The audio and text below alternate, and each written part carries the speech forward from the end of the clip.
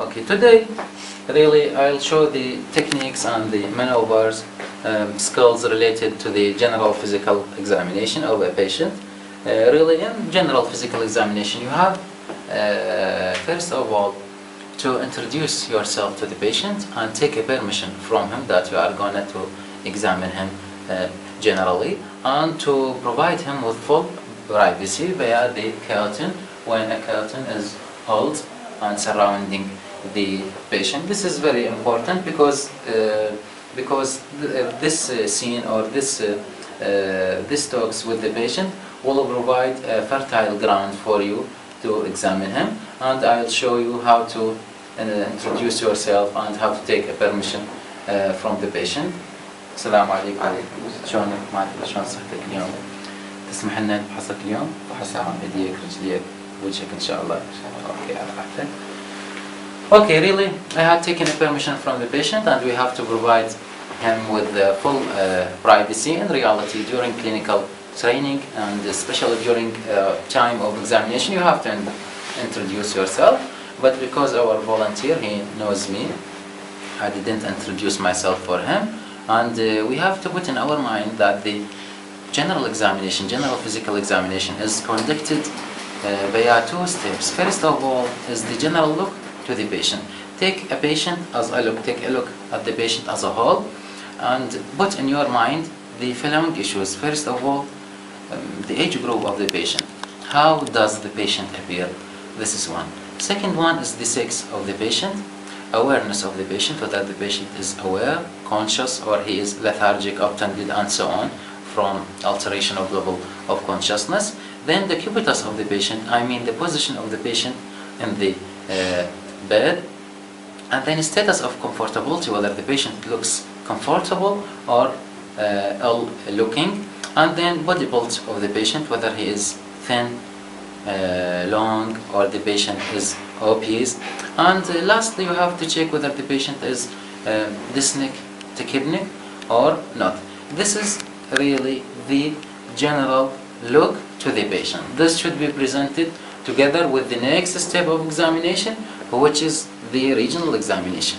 In the regional examination, I'll check the patient region by region, and you have the right to choose either topographically examine the patient from the head down to the lower limb, or you can really take first of all the hands as a region for examination, and then ascending up into the axilla, taking the head, neck, chest, abdomen, and the lower limb, as I'll perform now.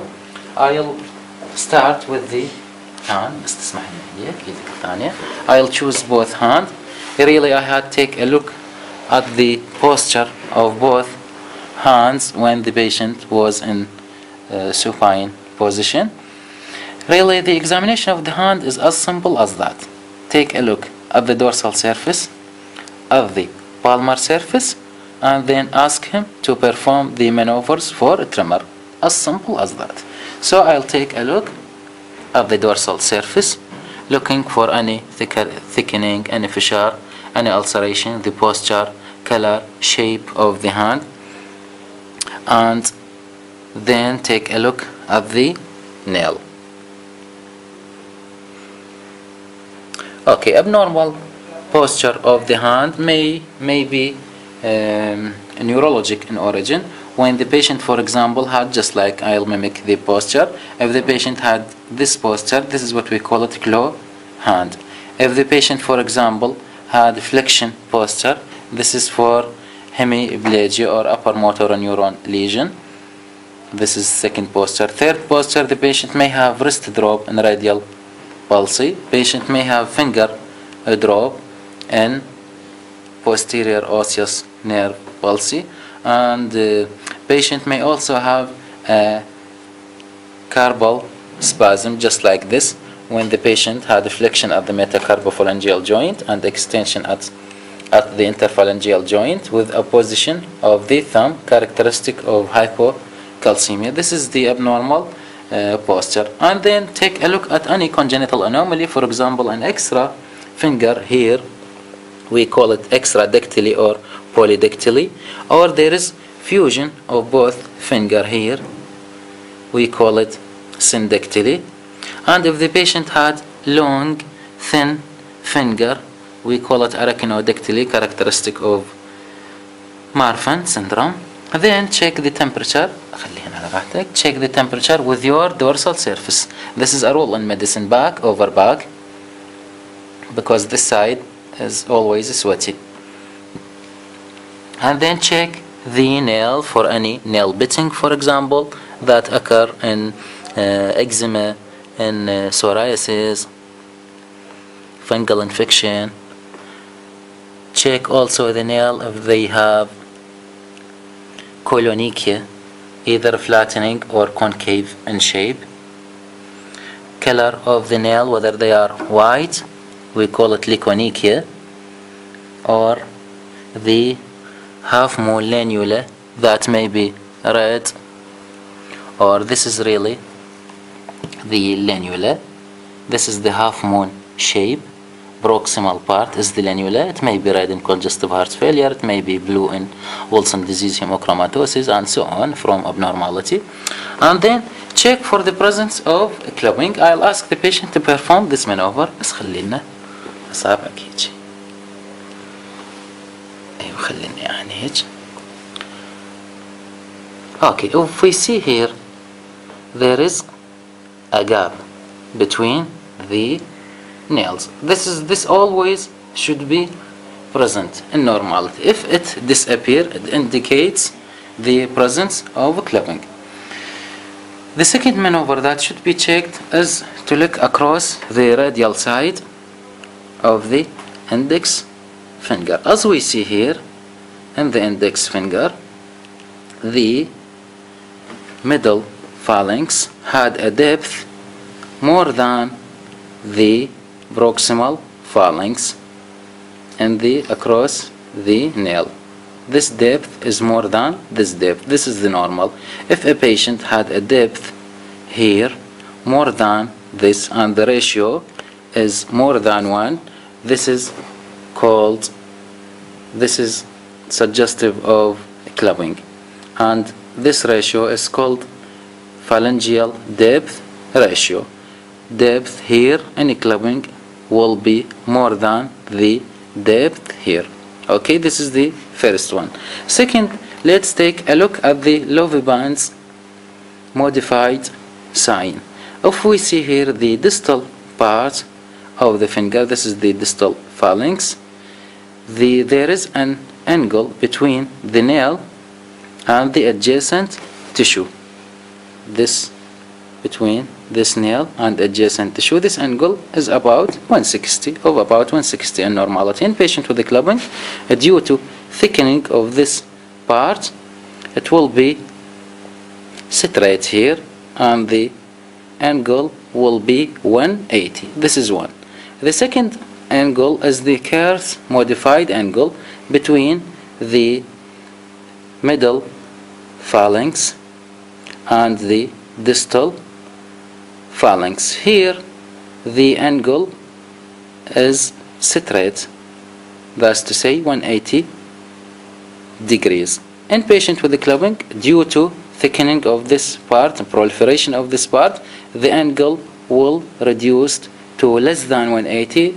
It will become of about 160. This is what we call it Kerr's modified angle, and here we call it Loviband's modified angle. This is about the examination of the clubbing. These two tests, Shamroth's test and inspection for the radial side of the finger, both these two tests are routine tests to check for clubbing because it is very important. After that, check the palmar surface of the hand for any thickening here, especially the early stages prior to fibrosis and involvement of the little and ring finger in case of Dupuytren contracture. Look also for the thickening all over in case of eczema, Naxos syndrome, and keratoderma pleonorhagicum, and so on, and then hyperextend the palm of the patient to see the palmar creases as compared with your palmar creases, because if according to this maneuver, if the palmar creases are pale, the hemoglobin level will be less than 7. So it is as the same as me. And also look across the palmar creases, it may be black pigmented in case of Addison syndrome. Check also the other side. Don't forget to compare always with the contralateral side. And then after that, ask the patient to perform 2 maneuvers for tremor. First of all, I'll check for postural tremor, action tremor, and then for the asterixis or flapping tremor. هذا تقدر تمد لنا ايديك هيجي وبتفصل لنا اصابعك، تقدر تستريح هنا. Okay, this is the maneuver. Just wait for a few seconds and to see if there is any oscillation, just like this. This indicates tremor. If this happens, this indicates tremor. It may be fine, just like this. This fine, or just like this. It is coarse. Then ask the patient to extend his wrist. Also for 20 to 30 seconds. You can, in Arabic, tell the patient that he should mimicking pushing something، يعني وكأنه تدفع فد حاجة هيك. After 20 seconds to 30 seconds, if no apparent tremor, you can enhance it by this maneuver.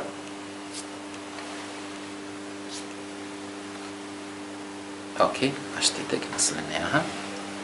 after that, if there is no tremor and we have checked the palmar surface, dorsal surface, and the nails, I'll check the radial pulse. Really, you have to take an idea about the rate, about the volume and rhythm, whether regular or not, and to check the contralateral radial artery for radioradial inequality, and then the brachial artery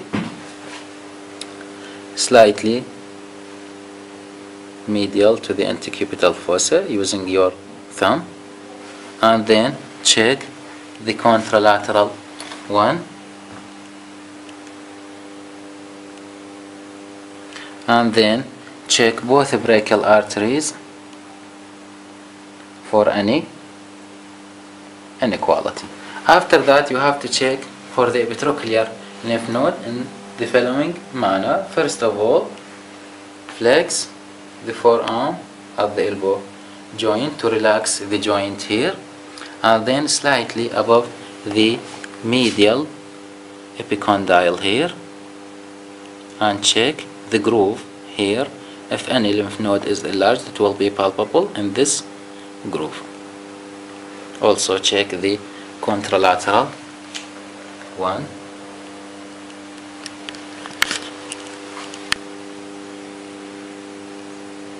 Okay, after that, one should take a look at the lymph nodes in the axilla. Really, the lymph node in the axilla, this is the anterior groove, this is the posterior groove, here is the lateral groove, and here deeply, very deeply, is the central groove. Really, the examination of the axilla just like this. I'll take the patient right arm, rest it on my right arm, and I'll examine with my left hand.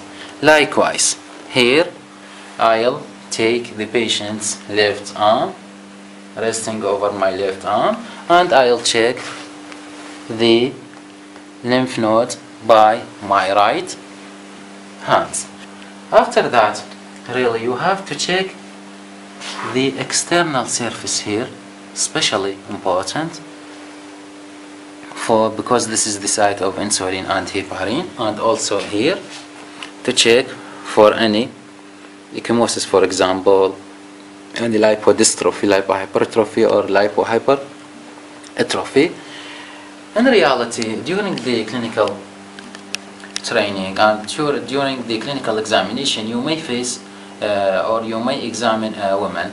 It's especially important here in our society because most our women are Muslims, so they are usually covered. Please, prior to uncovering this part of her hand, just be sure whether or not there is a cannula that is covered by clothes, because once you take off her clothes up, you may injure her, and it will be a very bad mistake for you during the time of examination.